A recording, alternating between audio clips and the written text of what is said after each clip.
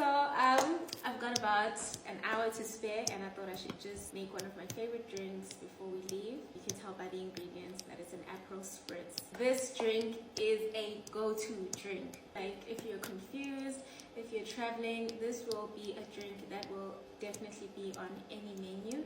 So let's get into it and make an Aperol Spritz. As usual, you're gonna need a shot glass.